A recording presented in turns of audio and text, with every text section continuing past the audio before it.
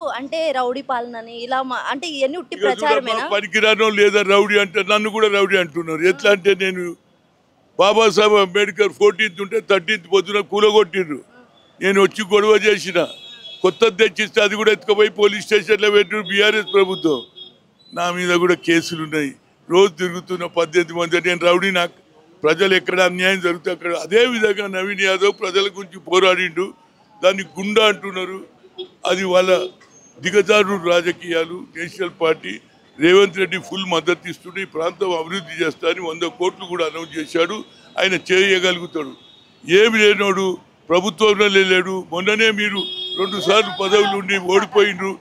ఎందుకో దాన్ని మేధోమతనం చేసుకొని అనవసరంగా మాటలు మాట్లాడి ఆయన కిషన్ రెడ్డి ఏమంటుడు, వీళ్ళు సన్నబియ్యం ఇయ్యరు అంటే ఎందుకు ఇయ్యారంటే 70% మాదే కదా అంటే వాళ్ళు ఎగగొడదామని.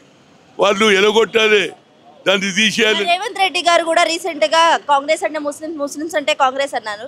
అంటే బహిరంగ రేవంత్ రెడ్డి గారు సీఎం పదవిలో ఉండి ఇలా బహిరంగ ఎలా అన్నారు? అన్నాడు. దానికి ఏది ఏమో స్పీడ్ లో చెప్పేసాడు. కానీ నాకు అందరు సమానం ఆలోచించుకొని చెప్పాలి కదా ప్రజలు. ఆలోచన కాదు. స్పీచ్ లో ఒక్కొక్కసారి మీరు కూడా రాంగ్ అడుగుతారు, మేము కూడా రాంగ్ జవాబు చెప్తాం.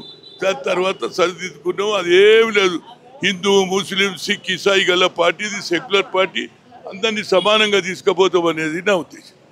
రేపు జరిగే ఎన్నికల్లో నవీన్ యాదవ్ తప్పనిసరిగా గెలుస్తాడు. ఎన్ని వాళ్ళు అబద్ధాలు చెప్పినా ప్రజలు నిర్ణయం చేసుకున్నారు.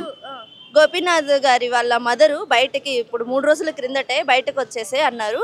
ఏంటంటే ఆ మరణం పైన కూడా నాకు సందేహాలు ఉన్నాయి, కేటీఆర్ గారు వచ్చి మాట్లాడాలి ఇలా అన్నారు. కానీ ఇదంతా ఒక ఎత్తు అయితే వెనక కాంగ్రెస్ పార్టీ ఉంది, నడిపిస్తుంది. చూచి మాకేం తెలుసమ్మా, చచ్చిపోయింది ఆయన పోయిన రోజు పోతాం మేము. ఎవరు చచ్చినా మేము వాళ్ళ తల్లికి నేర్పిస్తామమ్మా. ఏ తల్లి కూడా తన కొడుకు గురించి అన్యాయం జరిగింది కాబట్టే మాట్లాడింది. దాన్ని కూడా కాంగ్రెస్ లేని కాల్పున్నారు. మేము ఎందుకుంటాం? మాకేం సంబంధం? మీ పీరియడ్లో చనిపోయిండు. మీ శాస్త్రం దాని మీద నిజంగా చిత్తశుద్ధి ఉంటే వాళ్ళే ముందుకు వచ్చి దీని మీద ఎంక్వైరీ చేయమని అడగాలి. అది కాదు. వీళ్ళేని మేమెందుకు ఎట్టుకుంటామమ్మా?